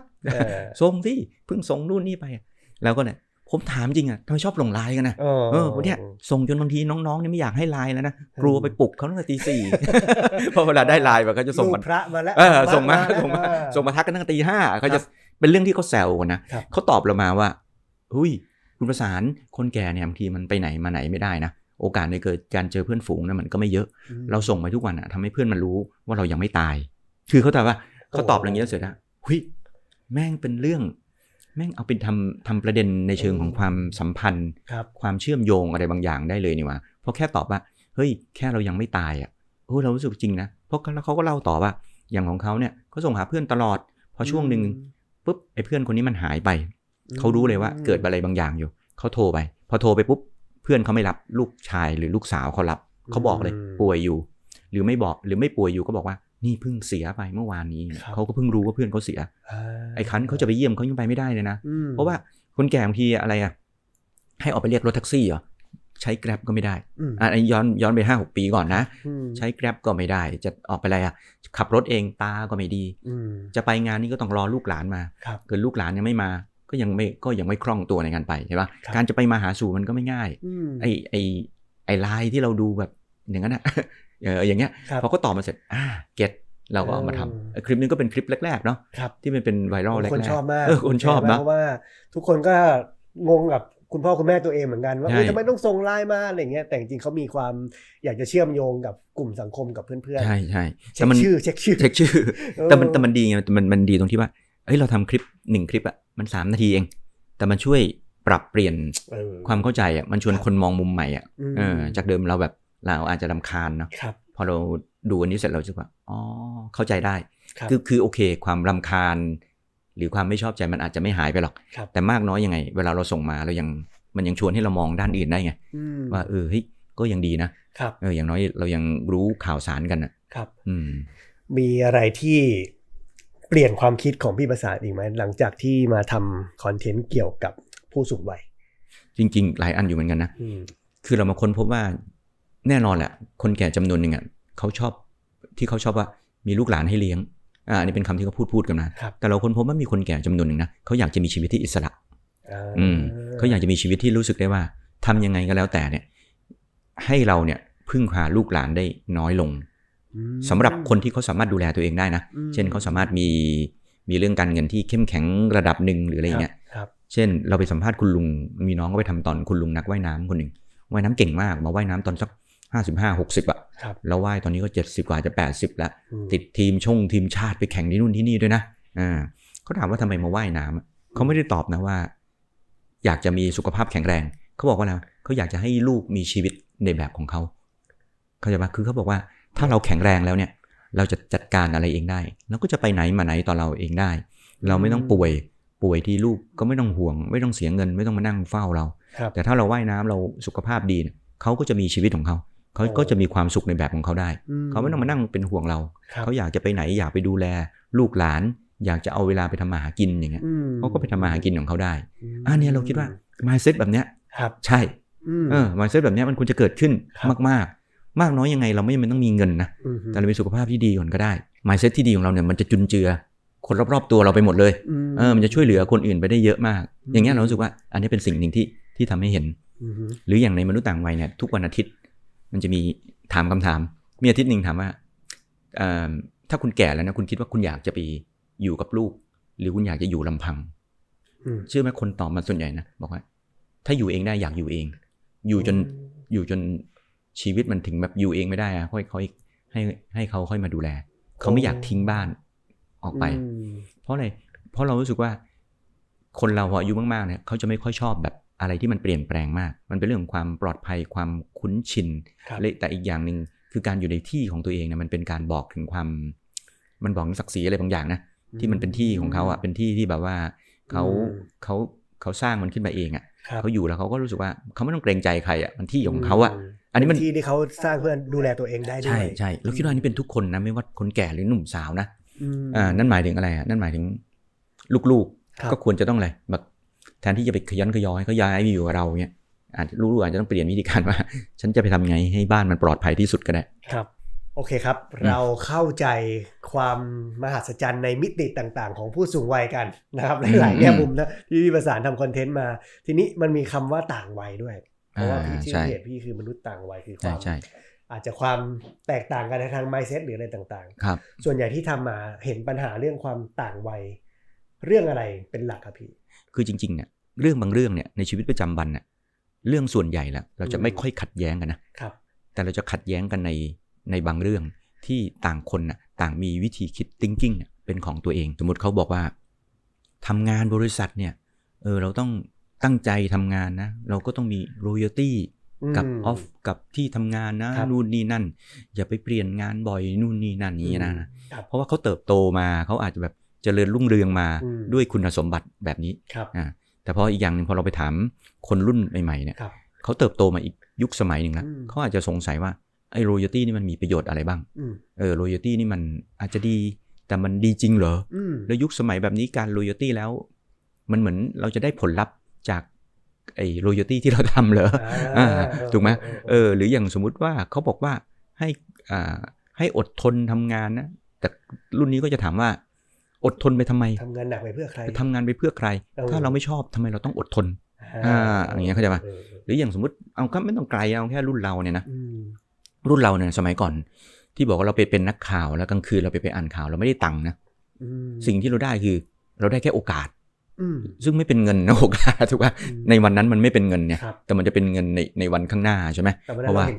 แต่วันนั้นเราเห็นคุณค่ามันเพราะว่าโอกาสมันหายากมันหายากกว่าเงินยุคนั้นนะพอกันได้โอกาสเนี่ยเราจะโอกาสมันเป็นของมีค่าเพราะฉะนั้นคุณจะให้เราไปทำข่าวตอนกลางวันตั้งแต่แบบ8 โมงเช้าไปอยู่ทำเนียบจนถึงเย็น6 โมงกลับไปเปลี่ยนเสื้อผ้าแป๊บนึง5 ทุ่มออกมาอ่านข่าวตอนเที่ยงคืนอ่านจนถึงตี 5ทุกๆชั่วโมงต้องตื่นมาอ่านข่าวเรารู้สึกว่าไม่ได้มี question กับมันไม่ได้ตังค์เพราะเรารู้สึกว่าการจะไปนั่งอ่านข่าวในห้องอัดเสียงดีๆเจอไมโครโฟนตัวแพงๆมันยากอันนี้เป็น thinking ของคนยุคนั้นยุคอย่างยุคเราอย่างเงี้ยแต่ลองสมมติว่าเราลองบอกว่ายุคนี้เฮ้ยพี่ให้โอกาสน้องด้วยวิธีคิดนี้ก็อาจจะสงสัยว่าเฮ้ยพี่นี่มันโอกาสหรือเอาเปรียบถูกป่ะเราว่ายุคสมัยของคนเนี่ยเขาก็มองสิ่งเหล่านี้ไม่เหมือนกันนะเพราะว่าค่าอะไรล่ะไอ้ value ในการให้อ่ะของคนในแต่ละยุคสมัยเนี่ยมันไม่เท่ากันมันไม่เหมือนกันยุคเราเคยให้ value กับสิ่งเหล่านี้ว่าอันนี้คือสิ่งที่มันมีค่ามันคือสิ่งที่เราควรจะยึดถือแต่คนในยุคปัจจุบันที่เขาโตมาอีกแบบอ่ะเขาก็อาจจะให้ value กับมันอีกอย่างนึงก็ได้นะซึ่งก็ไม่ผิดนะเพราะอะไรเพราะบางทียุคของเขาเนี่ยมันต้องใช้เงินไงคือยุคเรามันสมมุตินะยุคเรามันไม่มีมือถือเราไม่มี Netflix เราไม่มีค่าใช้จ่ายนู่นนี่นั่นเนี่ยแต่ยุคนี้เขาชีวิตเขาแบบว่าเฮ้ยทุกอย่างมันเป็นเงินเป็นทองที่เขาต้องใช้หมดอ่ะเพราะฉะนั้นจะให้เขาทำอะไรฟรีๆแล้วเขาสงสัยว่านอนก็ไม่ได้นอนเงินก็ไม่ได้แล้วเขาจะพอใช้ได้ยังไงวะอันนี้ก็เป็นยุคสมัยที่เขาเติบโตมาแบบเนี้ยถูกไหมหรือเขาอาจจะรู้สึกว่าเฮ้ยพี่ถ้าเขาทำได้แล้วทำไมพี่ไม่จ่ายตังค์เขาถูกไหมเราคิดว่ายุคสมัยคนมันก็ให้ value ไม่เท่ากันเราคิดว่าเรื่องที่มันจะทะเลาะกันนะเป็นเรื่องของการให้ value ของแต่ละอย่างเนี่ยไม่เท่ากันแต่ถามว่าเวลาเราเห็นต่างกันน่ะมันก็จะถามถึงว่าแล้วมันผิดไหมล่ะที่เขาเห็นต่างกันจริงๆมันก็ไม่ผิดนะคราวนี้เราคิดว่ามันเป็นเรื่องของการแบบว่าก็ต้องเปิดใจกว้างๆหรือมองไปไกลๆหรือมองย้อนหลังไปนานๆน่ะที่จะทำให้เห็นว่าอ๋อ ที่เขาเป็นแบบนี้ก็เพราะอะไรเขาเติบโตมาแบบนี้ value ในชีวิตเขาเลยเป็นแบบนี้หรือ value ในของที่เขามองมันก็เลยเป็นแบบนี้ไงอะไรอย่างเงี้ยเราคิดว่าเรื่องอย่างเงี้ยมันอาจจะยอมทำให้เราอะสามารถทำความเข้าใจกันได้เราอาจจะไม่ได้แบบเข้าใจกันได้หรือแบบยอมรับกันได้นะแต่อย่างน้อยเราจะไม่เกลียดกันถูกป่ะถ้าสมมติเราไม่ยอมทำความเข้าใจเราไม่คิดถึงมันเลยนะเราจะเกลียดกันเราจะเกลียดกันว่าไอ้คนนี้มาอีกแล้วไม่ชอบมันเลยหรือเงี้ยหรือบางทีเจอผู้ใหญ่เจอเด็กเนี่ยจะรู้สึกไอ้นี่มันเป็นอย่างนี้แสดงมันเป็นอย่างนี้มันต้องเป็นอย่างนี้แน่เลยมันต้องเป็นอย่างนี้แน่เลยคือเราจะเกลียดกันด้วยอย่างเงี้ยแต่เราไม่เคยมองว่าเฮ้ย value ที่เด็กอ่ะเขาไม่เหมือนเราเพราะอะไรคือว่ามันไม่มันอย่างเงี้ยเราคิดว่านะครับนี่สำคัญคือพี่ประสานมองว่ามันอาจจะไม่ได้เจอทางที่พบกันครึ่งทางหรอกเพราะว่าแต่ว่าขอแค่ทำความเข้าใจว่าทำไมตาช่างแต่ละคนถึงหน่วยไม่เหมือนกันคนละหน่วยวัดกันเลยอะไรอย่างเงี้ยใช่เราคิดว่าเราก็ได้ยุคสมัยมันเปลี่ยนคนเกิดมาในช่วงเวลาที่มันไม่เหมือนกันสิ่งแวดล้อมมันไม่เหมือนกันอย่างเงี้ยมันก็จะไม่เท่ากันลองย้อนกลับไปนะอย่างยุคเราเนี่ยนักร้องที่ดังคืออัศนีวสันต์ถูกป่ะครับผมถูกป่ะเราจำได้นะตอนเรานั่งฟังอัศนีวสันต์ตอนเรายังเป็นวัยรุ่นเนี่ยคนที่บ้านเราหรือคนฟังเพลงก็จะถามเหมือนกันว่านี่มันเพลงอะไรวะทำไมร้องโวยวายลากเสียงยาวๆพี่ป้อมพี่โต๊ะคือก็แต่ว่ามันก็เหมือนกันนะมันเหมือนยุคนี้เวลาเราสมมติเราฟังเขาร้องเพลงเราก็สงสัยเหมือนกันว่าทำไมเราไม่ชอบเพลงยุคนี้วะเรารู้สึกเพลงยุคนี้มันไม่มีเมโลดี้มันก็เป็นความคิดแบบคนรุ่นแบบเราเติบโตมากับยุคเพลง80 90เพลงต้องมีเมโลดี้สวยๆอย่างเงี้ยแต่ยุคนี้เราไม่ได้หมายถึงเขาไม่มีเมโลดี้นะแต่เราฟังเสร็จทำไมเรารู้สึกว่าเราไม่รู้สึกอย่างนั้นแต่ในยุคนั้นเขามาฟังแบบรุ่นแบบเราเขารู้สึกว่าทำไมซาวมันห่วยวะถูกว่าซาวมันทำไมเชยวะใช่ไหมคือเราคิดว่าแต่ละคนมันเห็นจุดดีจุดด้อยกันคนละแบบเพราะมันอยู่กันคนละช่วงเวลาใช่ไหมหรืออย่างคนรุ่นเราอย่างเงี้ยก้องคิดดูคนรุ่นเราลองคุยเรื่องสิ่งแวดล้อมดิก้องว่ายุคนั้นมีคนสนใจเรื่องสิ่งแวดล้อมสักขนาดไหนกันไม่มีถูกป่ะเดี๋ยวนี้เราลองไปคุยเรื่องสิ่งแวดล้อมในคนรุ่นใหม่ใช่เขาตื่นตัวเพราะว่ารุ่นเราเนี่ยมันยังไม่มีเหตุการณ์อะไรที่มันชัดขนาดนี้ที่มันจะรู้สึกว่า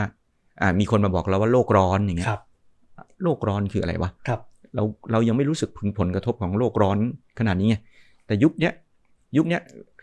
เขาจะรู้สึกว่าทำไมผู้ใหญ่มันไม่แยกขยะหรือยุคนั้นผู้ใหญ่มันไม่สนใจเรื่องสิ่งแวดล้อมเพราะว่ายุคนี้เขาเริ่มเห็นแล้วไงว่าเฮ้ยทำไมมันเกิดภัยพิบัติขึ้นทุกปีทำไมโลกมันแบบอากาศมันร้อนขนาดนี้ทำไมฝนมันหนักขนาดนี้ทำไมเวลาแบบน้ำท่วมกรุงเทพที่มันวิบัติป่วงขนาดนี้กลับบ้านยังไม่ได้คิดดูดิมันโกลาหลขนาดนี้เขาเป็นคนที่เริ่มได้รับผลแล้วไงไหนมาแต่เรื่องนี้แล้วผมโยนปัญหาที่คนชอบ DM มาถามผมอยู่เรื่อยๆให้พี่ประสานช่วยตอบเขามักจะถามว่าทำยังไงให้ผู้ใหญ่ที่บ้าน ร่วมใจแยกขยะหรือยอมแยกขยะหนูแยกไว้แล้วแม่ก็เอาไปเทรวมพ่อก็ด่าอะไรอย่างเงี้ยพี่ประสานมีทางออกไหมฮะที่ออฟฟิศพี่แยกขยะนะแต่ที่บ้านพี่พี่ไปบอกให้พ่อแม่พี่แยกหรือนะพี่ชายพี่ไปบอกนะเขาก็ไม่แยกไม่ใช่เพราะว่าเขาไม่รักโลกเขาไม่รักโลกหรือเขาไม่นั่นเรื่องโลกร้อนนะแต่เขาเติบโตมาคนละแบบกับเราสมมติเราไปบอกเขาว่าให้แยกขยะให้สั่งใส่ถังนี้ไว้เขาจะตั้งคำถามว่าเฮ้ยแล้วหนูไม่มีกินหรอวะคือเขาจะว่าเดี๋ยวเขาจะถามว่าแยกไว้อย่างเงี้ยมันไม่เหม็นหรอใช่ป่ะมันไม่เหม็นหรอคืออันนี้เป็นความรู้ในชุดเดิมที่เขามีถูกป่ะคราวเนี้ยมันก็อยู่ที่ว่าแต่ละครอบครัวแต่ละผู้ใหญ่แต่ละคนเนี่ยเขาเริ่มยอมที่จะเปลี่ยนหรือไม่ยอมที่จะเปลี่ยนเพราะฉะนั้นทางนึงของเราก็คือว่าถ้าเราไปมัวแต่ทะเลาะกับเขาเพื่อให้เขาเปลี่ยนเราจะหงุดหงิดเปล่าๆอย่าไปเสียเวลาทำให้เขาเปลี่ยนแต่เรารู้สึกว่าทำให้เขาเห็นนี่ว่าก็จะว่าถ้าคุณไปทะเลาะกับเขานะมันจะมีเรื่องอื่นๆอีกที่ไม่ใช่เรื่องแยกขยะที่คุณตามมาอีกแล้วอีกอย่างนึงเราคิดว่าเราจะไม่สามารถไปเปลี่ยนความคิดคนได้ภายในปุบปับนะถ้าเขาไม่เห็นดีเห็นงามหรือว่าเขาไม่รู้สึกได้ว่ามันมีความจำเป็นที่จะต้องทำขนาดนั้นนะครับมันก็กลับกันนะเช่นเขามาถามเราว่าทำไมมึงไม่นอนวะถูกว่าคนอายุ20 กว่า 30 กว่ามันทำงานมันไม่นอนอย่างเงี้ยก็ถามเราทำไมมึงไม่นอนวะก็เพราะอะไรเพราะว่าเขารู้อยู่แล้วไงว่ายุครุ่นเขาเนี่ยเขาเอาประสบการณ์รุ่นเขาเนี่ยไปจับว่าเขาไม่นอนแล้วมันแย่ให้เราไปเชื่อเขาเราก็ไม่อยากเชื่อถูกป่ะแต่ถ้าเราไปเถียงเขาก็มีปัญหาอยู่ดีถูกไหมเราก็เลยคิดว่าเรื่องบางเรื่องนะอย่าไปเสียเวลาเปลี่ยนความคิดเลยเราค่อยๆไปทำให้เขาเห็นดีกว่าว่ามันเป็นยังไงเพียงแต่ว่าแต่ละครอบครัวมันก็ไม่เหมือนกันเนาะแต่ละครอบครัวก็ใช้เวลา สั้นบ้างยาวบ้าง แตกต่างกันไปมันไม่ใช่เรื่องขยะอย่างเดียวมันเหมือนครอบครัวที่เกิดมาในยุคที่พอเราเกิดมาเสร็จแล้วค้นพบว่าพ่อเราเป็นชาวนาที่ใช้แต่สารเคมีแล้วเราก็ไปบอกเขาว่าพ่อไม่รักโลกเลยพ่อไม่รักโลกเลยพ่อฉีดไปเนี่ยแมงอีนุนแมงตัวอะไรตัวต่างๆแมลงระบบนิเวศมันเสียหายพ่อกำลังส่งสารพิษไปสู่คนอื่นเราจะไปบอกให้เขาเปลี่ยนปุบปับฉับพลันเนี่ยโหเรื่องนี้เป็นเรื่องคลาสสิกเราก็เห็นมาเยอะแล้วแทบจะไม่ค่อยมีคนยอมเปลี่ยนถูกป่ะเพราะอะไรก็เขาเติบโตมาอย่างเงี้ยเขาเติบโตมากับการได้ข้าวแบบนี้เขาขายข้าวไปได้แบบนี้เขาขายข้าวส่งแกไปเรียนเนี่ยก็ได้วิธีการเคมีแบบเขานี่แหละมันก็เลยมีเรื่องคลาสสิกมากที่หลายๆครอบครัวก็จะใช้เวลานานมากแทบจะต้องแยกแปลงกันปลูกคนหนึ่งเพื่อพิสูจน์ได้เห็นผมขอพ่อ2 ไร่นะมาทำแบบนี้แล้วก็พิสูจน์ให้เขาเห็นว่าฉันทำได้จริงแล้วมันก็มีคนสามารถจาก2 ไร่ก็เริ่มกลายเป็น10 ไร่20 ไร่แล้วพ่อก็เริ่มมาดูว่าแกทำอะไรวะแล้วพ่อก็ค่อยๆเริ่มเปลี่ยนถ้าใช้การพูดแล้วมันเปลี่ยนความคิดยากก็ใช้การกระทำให้ดูใช่มีคนเขียนเข้ามาในมนุษย์ต่างวัยบ่อยๆนะพ่อแม่แก่แล้วไม่พ่อแม่ดื้ออันนี้เป็นประเด็นที่ทำทีไรมีคนชวนคุยทีไรมีแต่คนตอบนะแก่แล้วไม่พ่อแม่ดื้อพี่ชอบมากเลยหมอคนหนึ่งก็ตอบว่าก็เขาไม่ได้เกิดมาเพื่อเชื่อแกไงถูกป่ะก็เขาเกิดมาเขาเป็นผู้ใหญ่อะเขาเกิดมาเขาดูแลแกเขาเติบโตมาอย่างนี้เขาก็เชื่อมั่นว่าเขามีของของเขาอะวันหนึ่งเขาจะมีความคิดแบบเนี้ยแล้วแกบอกว่าเขาไม่เชื่อแกเขาจะถามว่าทำไมเขาต้องเชื่อแกด้วยวะเขาไม่ได้เกิดมาเพื่อเชื่อแกแล้วไอ้วันที่เขาเลี้ยงดูแกแล้วแกไม่เชื่อเขาอะทำไมเขาไม่ไปถามแกว่าทำไมแกไม่เชื่อเขาบ้างวะเข้าใจป่ะคือเราคิดว่ามันอยู่ในแบบเราถ้าจะทำความเข้าใจกันนะเราต้องแบบสับที่นั่งกันยืนบ้างอ่ะสมมติว่าสับที่ยืนกันบ้างเราไปยืนมุมเขาบ้างเขามายืนมุมเราบ้างอะไรอย่างเงี้ยจริงๆถามเราอ่ะมันหงุดหงิดแหละเพราะเราเชื่อแบบนี้ถูกป่ะทำไมไม่แยกวะไม่เห็นยากเลยก็แค่นิดหน่อยๆแต่บางเรื่องนี่มันแบบมันไม่ใช่เรื่องแค่ขยะไงเป็นเรื่องความคิดไงไม่ได้เถียงกับเรื่องแยกขยะไม่เรื่องมันเรื่องความเชื่อใช่ก็เลยคิดว่าต้องทำให้เห็นนั่นอ่ะไม่รู้นะเราว่าแต่ละบ้านมันก็จะมีปัญหาเหมือนกันนะความเซนซิทีฟความรุนแรงก็ไม่เท่ากันครับผมก็จะบอกว่าส่งคลิปกล้องกินกรีนไปให้เขาดูทุกวันเขาส่งสวัสดีวันจันทร์มาเราก็ส่งคลิปกล้องกินกรีนกลับไปถ้าสมมติลูกหลานบอกเองแล้วไม่เชื่อก็ให้คนอื่นมาบอกกันได้ถูกอุ้ยในมนุษย์ต่างวัยนี่เป็นบ่อยนะอย่างเช่นว่าสมมติว่าลูกไปบอกพ่อแม่ว่าอย่ากินในนี่นะให้ดูแลสุขภาพตึ๊ดอย่างเงี้ยนะเขาจะไม่ค่อยเชื่อนะเวลามนุษย์ต่างวัยจัดโปรแกรมเกี่ยวกับสุขภาพแล้วบอกว่างานนี้ให้พ่องานนี้ท้าพ่อแม่ให้แข็งแรงให้ลูกจุงพ่อแม่มาเขาจุงมาเยอะมากเลยเขาจุงมาแบบ70-80 คู่นะจุงแบบคนอายุเยอะมาเลยเราถามว่ามาทำไมทำไมนึกยังไงถึงอยากมาบอกพูดไม่เชื่อให้มาฟังหมอ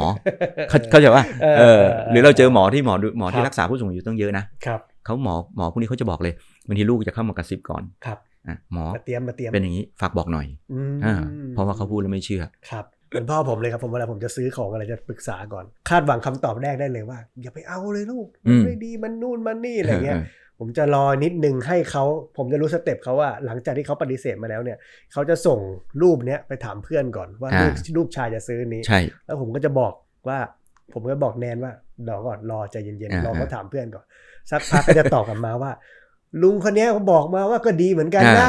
ลองดูแล้วกันใช่เพราะฉะนั้นถ้าเราจะไปเสียเวลาน้อยใจก็อย่าไปน้อยใจเลยเหมือนกันเหมือนแม่เราสมมติแม่เราจะไปผ่าเข่าหมดเจ็บเข่าจะไปผ่าเข่าสมมติว่าถ้าเราบอกว่าไปผ่าที่นี่สิอย่างเงี้ยก็จะบอกรอก่อนถ้ามีเพื่อนเขาข้างบ้านเคยไปผ่าที่นี่แล้วดีเขาจะบอกเลยว่าไปผ่าที่นี่หมอคนนี้ด้วยนะ อะไรอย่างเงี้ยคือก็จะว่าเพราะว่าแบบไปเชื่อมันแล้วแบบผ่ากูเดินไม่ได้ทำไงวะแต่เขาเห็นแน่ๆเพื่อนเขาเดินได้อ่ะใช่ป่ะมันก็แบบความซับซ้อนนะเนอะบางคนในเชิงความรู้สึกกันโอเคครับเรามาเข้าสู่อีเวนต์หรือกิจกรรมที่มนุษย์ต่างวัยกำลังจะจัดซึ่งเป็นสิ่งที่ไม่รู้ผมเป็นกลุ่มเป้าหมายหรือเปล่าวัย40นิดเป็นใช่ไหมครับพี่เป็นเหมือนกันนะชีวิตดีชีวิตซีซั่น2อีเวนต์นี้จะเล่าเรื่องอะไรบ้างครับจะเจออะไรบ้างคืออีเวนต์เนี้ยมันตั้งชื่อว่ามนุษย์ต่างวัยเฟส2025มอตโต้มันก็ชีวิตดีชีวิตซีซั่น2ต่ออีกนิด it's okay to be you ด้วยนะของเราจะพูดว่าชีวิตของคนเราเนี่ยมันมีหลายฤดูกาลเช่นสมมุติว่าคุณ เรียนมาจนจบมหาวิทยาลัยเนี่ยคุณก็อาจจะจบฤดูกาลหนึ่งของชีวิตแล้วก็ได้นะคุณก็ต้องไปเสี่ยงแล้วคุณจะได้งานที่ไหนแล้วคุณก็ต้องเริ่มต้นกลายเป็น first jobber คุณก็ต้องไปเรียนรู้สิ่งแบบใหม่มาเพื่อที่จะทำให้คุณเป็น first jobber หรือเป็นพนักงานทำงานที่เอาตัวรอดไปได้หาเงินได้สร้างชีวิตได้พอคุณมีครอบครัวอีกฤดูกาลชีวิตของคุณก็เริ่มต้นขึ้นแล้วนะมนุษย์ต่างวัยก็เลยบอกว่าเฮ้ยจริงๆแล้วเนี่ยพอเราโตขึ้นเราอายุสัก40 50หรือ55แล้วเนี่ยสมมุติว่าคุณต้องเกษียณออกจากงานหลังจากที่คุณทำงานบริษัทนี้มาสัก20กว่าปี30ปีเลยก้าวแรกที่คุณเดินออกจากประตูคุณเคยถามตัวเองไหมว่าคุณจะไปไหนต่อพอออกไปแล้วเดี๋ยวฉันจะไปเกษียณอยู่ที่บ้านแล้วคุณลืมไปหรือเปล่าว่ามันอาจจะกำลังมีอีกฤดูกาลชีวิตหนึ่งกำลังเริ่มต้นขึ้นก็ได้นะเราก็เลยเรียกมันมาเป็นชีวิตในซีซั่น2แทนที่จะมองว่าเป็นการวัยเกษียณคือการแลนดิ้งแต่จริงๆมันอาจจะเป็นอีกซีซั่นหนึ่งที่จะเจอประสบการณ์อะไรใหม่ๆใช่ก็เป็นไปได้ใช่เพราะอะไรเพราะยุคนี้ใครๆก็บอกว่าคุณยังแข็งแรงมากคิดดูเดี๋ยวนี้บริษัทยังบางที่ยังเกษียณกันอยู่55ครับลองไปดูคนอายุ55ปัจจุบันนี้ยังวิ่งฮาล์ฟมาราธอนได้อยู่เลยจริงครับเขาจะว่าถ้าสมมติว่าเขาไม่ได้คิดมาก่อนว่าแล้วเดี๋ยวถัดจากนี้ไปเขาจะทำอะไรเราจะเสียบุคลากรดีๆเป็น1คนเลยนะหรือเราอาจจะค้นพบว่าเฮ้ยมันมีสิ่งที่เรารักมาตลอดแต่เราไม่ได้ทำเพราะว่าเราต้องทำแต่งานประจำเราเคยรักอาชีพการปลูกต้นไม้หรือรักอาชีพการเล่นดนตรีคุณอาจจะไปฟื้นวิชาดนตรีและวิชาการปลูกต้นไม้ของคุณอีกครั้งหนึ่งก็ได้นะก็ยังไม่สายแม้กระทั่งเรื่องการเงินเนี่ยบางทีเราทำงานมาตลอดเราได้เงินเดือนก็มาตลอดเราก็ใช้ไปเราไม่เคยมีโอกาสมาเริ่มต้นวางแผนการเงินเป็นจริงเป็นจังเลยในตอนนั้นนะคุณก็อาจจะเริ่มต้นวางแผนการเงินเป็นจริงเป็นจังในช่วงนั้นก็ได้ในงานนี้มันก็เลยคุยถึงแบบว่าบอกให้คุณเริ่มชีวิตซีซั่น2เขาก็จะถามว่าเราเริ่มยังไงบอกมันมีเรื่อง5เรื่องที่ควรรู้ก็คือ1เรื่องการเงินนะคุณอาจจะมารู้ใหม่ก็ได้นะออกแบบการเงินยังไงให้คุณใช้เงินไปได้นานๆเงินเท่าที่มีของคุณนี่แหละการงานก็ได้มนุษย์ต่างวัยที่เปิดอบรมไปนั่นบ่อยๆนะอาชีพใหม่ๆมีคนมาสมัครอยู่เรื่อยๆนะเช่นเป็นที่ปรึกษาเป็นที่ปรึกษาให้กับบริษัทนู่นบริษัทนี้พวกผู้บริหารจากที่นู่นที่นี่มาเข้าคอร์สอบรมเพราะรู้สึกว่าฉันอยากทำงานแต่ไม่อยากทำทุกวันฉันอยากเป็นที่ปรึกษาอยากช่วยเหลือคนอยากช่วย SME อยากช่วยวิสาหกิจขนาดย่อมอย่างเงี้ยมาสมัครเป็นที่ปรึกษาคุณสามารถเริ่มการงานแบบนี้ได้นะคุณเพราะการงานมันจะนำไปสู่อะไรการงานมันจะนำไปสู่เรื่องของการทำให้คุณมีคุณค่าจริงๆมนุษย์แทบจะทุกคนไปดูสิทุกตำรับตำราเลยพออายุมากๆขึ้นนะต่อให้คุณมีเงินอะไรแล้วนะคุณจะโหยหาคุณค่าคุณรู้สึกว่าคุณอยากจะมีประโยชน์ทางใดก็ทางหนึ่งก็ได้คุณทำงานอาสาก็ได้นะการงานเนี่ยอย่างเงี้ยการเงินการงานสุขภาพไม่ต้องพูดถึงเนี่ยความสัมพันธ์พอเกษียณแล้วต้องกลับไปอยู่บ้านคราวนี้คุณจะได้เป็นสามีแล้วเจอภรรยาเต็มเวลาบางคนอยู่ไม่ถูกอยู่ไม่เป็นนะจะเป็นสามี full time เพราะว่าต้องไปอยู่เต็มเวลาสมัยก่อนอยู่เสร็จเช้ามาออกไปทำงานอยู่วันเสาร์อาทิตย์ไม่ค่อยทะเลาะกันมากแต่คราวนี้คุณอยู่กันเต็มเวลาเอาละคุณจะทะเลาะกันเยอะอย่างเงี้ยหรือบางทียุคสมัยมันเปลี่ยนเนี่ยเฮ้ยคุณถ้าความสัมพันธ์คุณไม่ดีคุณจะไม่เข้าใจว่าทำไมเดี๋ยวนี้ลูกคุณเป็นอย่างนี้หลานคุณเป็นอย่างนี้คุณรอบๆตัวคุณเป็นอย่างนี้มันอาจจะเป็นการเริ่มต้นความสัมพันธ์อะไรบางอย่างที่คุณจะต้องทำความเข้าใจเรื่องความสัมพันธ์ก็ได้ส่วนมิติสุดท้ายก็มิติจิตใจโซลข้างในอย่างที่เราบอกแหละคนเราแบบจะมองหาไอ้ตัวแบบคุณค่าในการมีชีวิตในการแบบเป็นประโยชน์อะไรบางอย่างเขาบอกสังคมมันจะอายุยืนขึ้นอาจจะอายุ70-80เขายังมีเวลาที่เหลืออีกคิดดูดิอีก20ปี30ปีถ้าไอ้รอยต่อตรงเนี้ยเขาไม่ไปออกแบบชีวิตดีๆหรือค่อยๆวางแผนว่าเราจะบริหารจัดการกับชีวิตช่วงแบบนี้อย่างไรมันเป็นช่วงเวลาที่ยาวนานนะจัดวันไหนยังไงที่ไหนบ้างครับพี่โอเคจัดนี่ครับจัด21-22 มิถุนายนที่ Impact Hall 8ครับ Impact X จำชื่อไม่ได้ Impact Exhibition Center ครับ Hall 8มันจะมีข้อกังวลหรือคำถามในสังคมที่อาจจะถามกันบ่อยครับว่าแก่ตัวไปแล้วถ้าเราไม่มีลูกแล้วใครจะมาเลี้ยงดูแลเราล่ะพี่ประสานมีความคิดกับประโยคนี้ยังไงเพราะเราก็ไม่มีลูกแต่เราหลายๆคนก็ตอบเหมือนกันว่าแล้วคุณรู้ได้ไงคุณมีลูกจะดูแลคุณผมได้ยินคำตอบนี้บ่อยคือเราอยู่ในครอบครัวใหญ่เนาะเรามีพี่น้อง7 คนเราเห็นเลยว่าเพราะพี่น้องเราเนี่ยดูแลพ่อแม่เราดีมากเลยนะเรานึกใจว่าโอ้โหเดี๋ยวกูถึงตอนนั้นเนี่ยใครจะดูแลกูแบบนี้วะแต่ในทางกลับกันนะเราก็มีเพื่อนหลายๆคนที่โทรมาแล้วก็มาปรึกษาแล้วว่ากูจะทำยังไงกับลูกกูดีวะ ตอนเนี้ยถูกป่ะโทรมายกมือร้องไห้ร้องห่มอยู่สารกูอย่างนี้วะแล้วก็แบบว่าแบบงึมงำเรื่องการดูแลลูกอ่ะคือมีความทุกข์ใจกับการดูแลลูกอ่ะซึ่งเราก็ ปลอบใจมันไปเนาะนู่นนี่นั่นแล้วก็บอกว่าแต่มึงอย่าลืมนะว่ากูไม่มีลูกแต่กูก็ให้คำแนะนำมึงไปแต่เราก็คิดว่ามันมีด้านได้และด้านเสียเนาะครับซึ่งมันก็อาจจะต้องมีการวางแผนใช่เราคิดว่ามันต้องมีการวางแผนถึงวันนึงเราอาจจะรู้สึกก็ได้ว่าอ๋อฉันอาจจะวางแผนก็เป็นไปได้หมดนะเช่นสมมุติว่าคุณอาจจะอยู่ในที่ที่ใกล้โรงพยาบาลมากหรือวันนั้นถ้าสมมติคุณมีเงินสักที่นึงคุณอาจจะไม่อยู่บ้านแล้วก็ได้นะคุณอาจจะบอกอ๋อฉันมีเงินมากพอกดเครื่องคิดเลขพอแล้วฉันจะไปอยู่บ้านพักผู้สูงอายุก็เป็นไปได้นะยุคนั้นเราเชื่อว่ามันจะแพร่หลายมากอีก10-20 ปีข้างหน้าเราว่ามันจะแพร่หลายมากมันอาจจะมีเหมือนที่เขาบอกในญี่ปุ่นมีมากพอๆกับ7-11อ่ะบ้านพวกเดย์แคร์ชีวิตเราอาจจะเป็นอย่างนั้นก็ได้นะมันอาจจะไปอยู่อย่างนั้นก็ได้นะหรือถ้าสมมุติว่าคุณมีเงินไม่มากพอคุณต้องอยู่บ้านอย่างเงี้ยถ้าคุณเจ็บป่วยหรือไม่มีการดูแลแล้วโดยรัฐสวัสดิการมันเป็นยังเป็นลักษณะแบบนี้อยู่แน่นอนคุณก็ต้องยอมทำความเข้าใจว่าคุณจะไม่ได้รับการดูแลในแบบ 100% หรอกคุณก็ต้องยอมรับมันนะว่ามันตามสภาพของมันเป็นอย่างนั้นนะครับตามสภาพของชีวิตนะแต่ถ้าสมมติเรียกร้องให้ประเทศดูแลดีขึ้นแน่นอนทุกคนล้วนอยากจะเรียกร้องอยู่แล้วครับไหนไหลมาเรื่องสังคมนะครับอันนี้ก็เป็นสิ่งที่ผมอยากรู้เหมือนกันว่าเราประเทศไทยเราพูดกันเยอะมากว่ากำลังจะเข้าสู่สังคมสูงวัย Aging Society เหมือนที่ญี่ปุ่นนำไปแล้วอะไรแบบเนี้ยมันใกล้ขนาดนั้นไหมในฐานะที่คนทำคอนเทนต์คลุกคลีขนาดนี้และเราพร้อมเราเป็นประเทศที่พร้อมสำหรับสังคมสูงวัยแล้วหรือยังจริงๆเราเข้าสู่สังคมสูงวัยแล้วนะเข้าไปแล้วด้วยเข้าแล้วแต่เข้าแบบเนี่ยเข้าปีนี้เต็มลูกแล้วปีนี้พี่จำไม่ได้ปีนี้หรือปีที่แล้วเข้าไปแล้วนะเขาวัดจากอะไรเขาวัดจากจำนวนประชากรตามอัตราส่วนเช่นสมมุติว่าคุณมี1ใน5หรือ1ใน4เนี่ยคุณก็เป็นแล้วสังคมไทยเป็นแล้วอยู่ในอัตราที่เป็นแล้วก็เด็กก็เกิดน้อยด้วยจำนวนเด็กน้อยเด็กที่น้อยลงเกิดอะไรขึ้นบ้างเช่นเอาง่ายๆธุรกิจทุกอย่างที่มันเกี่ยวข้องกับเด็กเช่นสมมติคุณแม่และเด็กแป้งเปิ้งอะไรเงี้ยคุณก็ต้องแน่นอนธุรกิจมันจะเปลี่ยนคนจะขายของแบบนี้ได้น้อยลงถูกป่ะโรงเรียนอนุบาลที่คุณเคยเปิดจำนวนเด็กเท่านี้โรงเรียนอนุบาลคุณจะน้อยลงไปแน่นอนโรงเรียนอนุบาลน้อยลงประถมก็น้อยลงมัธยมก็น้อยลงถูกป่ะมหาวิทยาลัยที่เคยเปิดอยู่เยอะๆเงี้ยจำนวนคนเรียนก็น้อยลงไปถัดขึ้นไปอีกเมื่อคนเรียนมหาวิทยาลัยน้อยลงแรงงานที่จะจบไปทำงานก็น้อยลงอันนี้ทำให้คนเห็นภาพได้เข้าใจง่ายๆเลยเหมือนคนใช่เหมือนคนที่บอกนะว่าแล้วเศรษฐกิจไทยจะไปยังไงวะแม่งปีแต่คนแก่ในขณะที่สมมติคุณไปดูเวียดนามอินโดนีเซียไม่มีแต่ประชากรที่แบบโอ้ยมหาลัยเรียนจบมาคุณจะกลายเป็นแบบประเทศชั้นนำด้านเทคโนโลยีก็ได้หรืออะไรเงี้ยเพราะว่าคุณมีคนแบบนี้คุณจำนวนคนเยอะเนี่ยแต่ของคนไทยไม่ใช่ใช่ไหมเด็กเกิดน้อยลงก็จะเริ่มส่งผลแบบนี้อีกด้านหนึ่งคนก็จะอายุมากขึ้นถูกไหมอย่างที่พี่เล่าให้ฟังว่าเนี่ยเราเข้าสู่สังคมสูงอายุแล้วนะเดี๋ยวมันมีถ้าภาษาคนทำงานทางด้านเนี้ยเขาจะมีอะไรนะสังคมสูงวัยระดับสุดยอดอะไรอีกนะสมมติยกตัวอย่างเช่นสมมติตอนนี้เรามี1ใน4หรือ1ใน5ครับเดี๋ยวมันจะกลายเป็นแบบ1ใน3อย่างญี่ปุ่นเนี่ยไปก่อนเรานานแล้วแต่เขาจะค่อยๆไปสมมติก็จะใช้เวลา30 ปีแต่ประเทศไทยเนี่ยจะใช้เวลาแค่15 ปีแป๊บๆเนี่ยเข้าแล้วคือแบบของเราไวและที่สำคัญก็คือในอย่างประเทศญี่ปุ่นพวกเนี้ยเขามีการเตรียมพร้อมมีการเตรียมตัว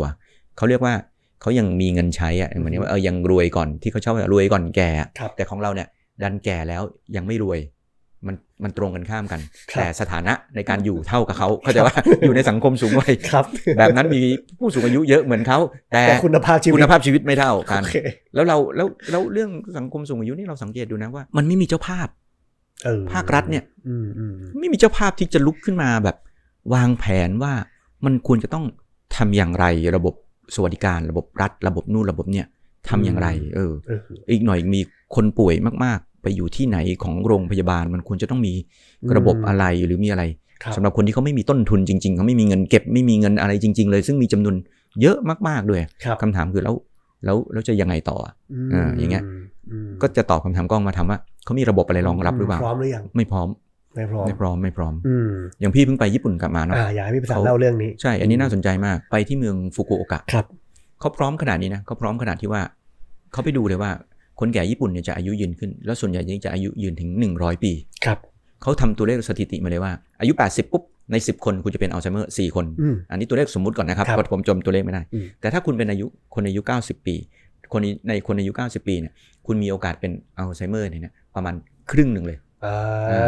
เพราะฉะนั้นเขาเลยคำนวณออกมาให้เห็นเลยว่าประชากรญี่ปุ่นเนี่ยปีนี้เขามี100 กว่าล้านคนนะ125 ล้านคนถัดไป25 ปีหน้าเขาจะเหลือแค่80 กว่าล้านคนนะแล้วบอกใน80 กว่าล้านคนเนี่ย แทบจะครึ่งหนึ่งหรืออะไรเงี้ยเป็นคนแก่ครับและในจำนวนคนแก่นี่ครึ่งหนึ่งเนี่ยอีกหลาย10%มากจะป่วยเป็นอัลไซเมอร์เพราะอายุยืนเหตุผลที่เขาพุ่งเป้าไปที่สมองเสื่อมหรือว่าในพวกกลุ่มอัลไซเมอร์เนี่ยก็เพราะเขาบอกว่าโรคเนี่ยมันเป็นโรคที่ต้องใช้การดูแลค่อนข้างเยอะคนสมองเสื่อมนี่ไม่ใช่ว่าพอเป็นสมองเสื่อมปุ๊บคุณอยู่บ้านเฉยๆไม่ใช่นะมันจะค่อยๆเกิดนะมันจะค่อยๆเกิดภาวะอะไรบางอย่างไปเรื่อยๆร่างกายจะเสื่อมอารมณ์นู่นนี่นั่นการจดจำอะไรมันจะค่อยๆเสื่อมลงไปเรื่อยๆนะเขาจะมองโลกอย่างนี้เหมือนม้าที่ใส่กรอบอะไรบางอย่างเขามองโลกอย่างเดียวเขาเห็นสีบางอย่างเขาจะแยกไม่ออกเขาเห็นพื้นดำๆเป็นพื้นดำๆอยู่ที่พื้นเนี่ยเขานี่ก็หลุมเขาจะกลัวเขาไม่กล้าไปอย่างเงี้ยเขาจะเห็นอะไรที่แบบที่เราไม่คิดอ่ะว่าเขาจะเป็นทำให้เขาไม่อยากออกมาใช้ชีวิตข้างนอกเขาก็เลยไปดูว่าตายแล้วถ้าทำแบบนี้มากๆเขาจะใช้ผู้ดูแลเยอะมากผู้ดูแลเยอะเขาก็ต้องใช้เงินเยอะคนมาจากไหนคนก็ไม่มีต้องไปนำเข้ามาจากที่นู่นที่นี่เนี่ยเขาก็เลยพยายามจะไปเปลี่ยนเมืองเพื่อที่ทำให้คนกลุ่มเนี้ยสามารถออกมาใช้ชีวิตเองได้เขาก็ไปเปลี่ยนเช่นห้องน้ำเขาเปลี่ยนสีมาเลยนะผู้ชายนี่จะสีแดงหรือห้องน้ำผู้หญิงมันจะสีแดงๆเลยเลือดหมูอย่างเงี้ยห้องน้ำผู้หญิงจะสีน้ำเงินหรือสีเขียวๆเพื่อให้แยกออกห้องน้ำเนี่ยจะไม่ใช่แค่ภาพผู้ชายกับผู้หญิงจะเป็นภาพผู้ชายยืนแล้วมีโถฉี่อยู่ด้วยประกอบกันแล้วก็จะมีตัวหนังสือประกอบเล็กๆว่านี่คือห้องน้ำผู้ชายเพราะคนกลุ่มนี้เขายังอ่านออกได้นิดหน่อยๆแต่จะไม่เยอะแต่ถ้ามีท่าทางด้วยจะโอเคเขาขยายเบนช์ก็คือไอ้เก้าอี้ก็มานั่งยาวอ่ะให้เยอะขึ้นอ่ะเพราะว่าคนอายุมากขึ้นเดินสักพักต้องนั่งมีฮอหนึ่งเขาเรียกพลาซ่านะเข้าไปข้างในอ่ะเป็นแต่ของที่เอาไว้ดูแลคนแก่แล้วคนป่วยอ่ะที่ดูเต็มไปหมดเลยนะอย่างเช่นว่ามีของแบบเป็นพันชิ้นอ่ะไปดูรถเข็นนี่แบบโอ้โหมีหลายเวอร์ชันมากอ่ะมีเวอร์ชันแบบเหมือนทรานส์ฟอร์เมอร์กดแล้วมันพับเองได้ อะไรเงี้ยมีหลากหลายรูปแบบมากเขาไม่ขายนะเขาบอกให้คุณไปเลือกดูว่าแบบไหนดีแบบไหนที่คุณใช้แล้วเหมาะแล้วเดี๋ยวเราเอาผู้จัดจำหน่ายให้คุณไปซื้อให้คุณไปหาซื้อให้คุณมาทดลองที่นี่คุณจะได้ไม่ต้องไปวิ่งซื้ออันนี้เป็นโชว์รูมเป็นโชว์รูมอย่างเงี้ยรวมทุกอย่างเขามีเตาแก๊สที่แบบออกแบบมาเฉพาะเพราะว่าอีกหน่อยคนแก่อยู่คนเดียวน่ากลัวมากคือคุณจะลืมปิดแก๊สแม่งเขาก็ไปออกแบบเตาแก๊สโดยที่ให้คนที่เป็นแบบเป็นสมองเสื่อมมาร่วมออกแบบด้วยกับดีไซเนอร์เขาก็จะออกแบบเลยมันต้องเปลี่ยนสีสวิตช์ปุ่มมันต้องเป็นแบบนี้เขาจะได้แยกออกสีเตาต้องเป็นแบบนี้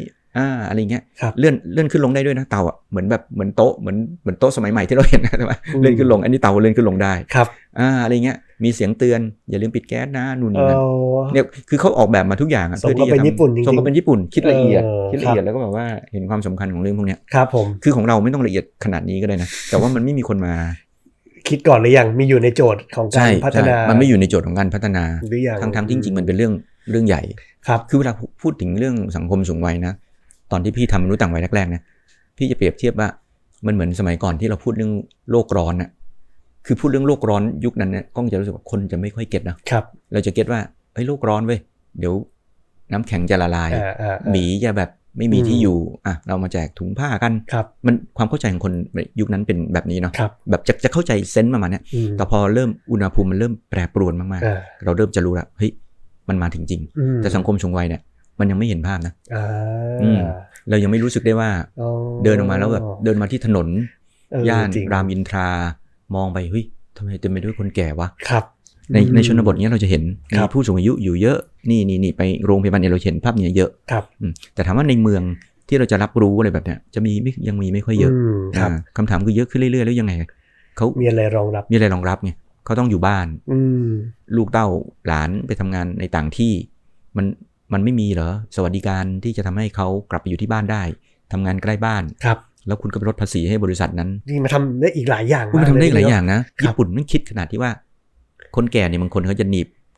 ถือตะเกียบไม่ได้พ่อเรานี่ใช้ตะเกียบไม่ได้นะเพราะว่ากล้ามเนื้อตรงนี้มันจะหายไป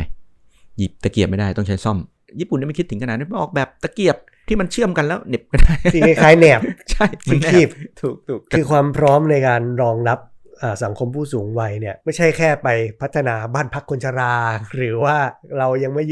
ม่หลุดจากกรอบว่าก็ให้ลูกหลานมาดูแลสิแต่ผมชอบที่พี่ประสานเล่าคือคนญี่ปุ่นเขาออกแบบทุกอย่างให้คนชราช่วยเหลือตัวเองได้ใช่ตั้งแต่โปรดักต์หรือบนท้องถนนเลยอย่างที่นู่นเงี้ย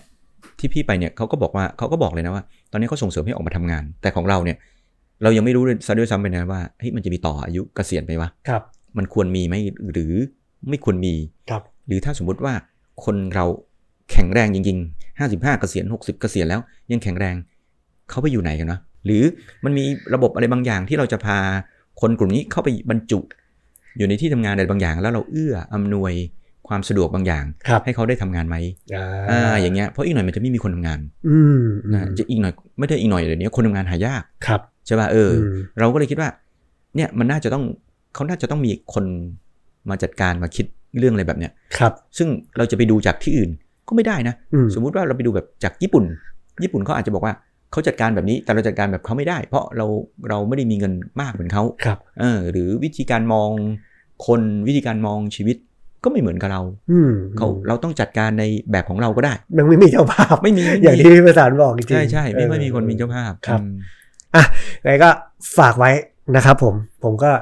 อยากจะเข้าสู่ชีวิตซีซั่น2อย่างมีคุณภาพชีวิตที่ดีนะครับแต่ยังไงก็ฝากเข้าไปดูไอเดียนะครับติดตามเรื่องราวเนื้อหาจากเพจมนุษย์ต่างวัยกันไปก่อนละกันนะครับแต่ว่าต้องเอากลับมาคิดเป็นการบ้านด้วยนะสำหรับใครไม่ว่าจะเป็นภาครัฐหรือว่าเอกชนหรือว่าใครก็ตามที่พอจะมีกำลังมีไอเดียนะครับก็ฝากคิดถึงเรื่องนี้กันไว้หน่อยนะครับผมวันนี้ได้ไอเดียเยอะมากได้ความรู้ได้แรงบันดาลใจอะไรเยอะมากเลยนะครับผมอยากให้พี่ประสานฝากอะไรสักหน่อยครับกิจกรรมหรือฝากเพจอะไรก็ได้ครับครับไม่ฝากเลยนะวันนี้จะมาเล่าให้กล้องฟังว่าตอนกล้องเข้ามาใหม่ๆพี่ไปตรวจเทปกล้องในกบนอกกะลาแล้วพี่ไปบอกพี่เช็คด้วยนะว่าพี่ไอคนนี้แม่งมีแววมีแววอะไรครับพี่เข้าจริงๆตอนนั้นเราเห็นแล้วเลยว่าเฮ้ยจะมาเล่าเรื่องนี้แล้วลืมไปฝากเลยดีไม่จริงๆก็ไม่ค่อยมีอะไรฝากครับก็ฝากให้ติดตามเพจกล้องกินกรีนแล้วมีเวลาเหลือก็มาติดตามเพจมนุษย์ต่างวัยครับฝากอีเวนต์อีกรอบได้ครับก็อีเวนต์วันที่21-22 มิถุนายนครับตอนนี้เปิดให้ลงทะเบียนแล้วตอนนี้ลงทะเบียนเข้ามาสักเกือบ 3,000 แล้วแต่เราก็หวังว่าจะปาให้ครบ 3,000 นะอาจจะหายไปสักครึ่งนึงอยากให้เพราะจริงๆค่อนข้างจะปราณีตบรรจงกับการจัดงานมากเลยในการออกแบบคอนเทนต์หลากหลายก็เลยอยากชวนให้ไปใครสะดวกแวะไปเจอกันนะครับทีมงานและก็พี่ประสานมนุษย์ต่างวัยขอบคุณมากครับพี่ประสานขอบคุณครับ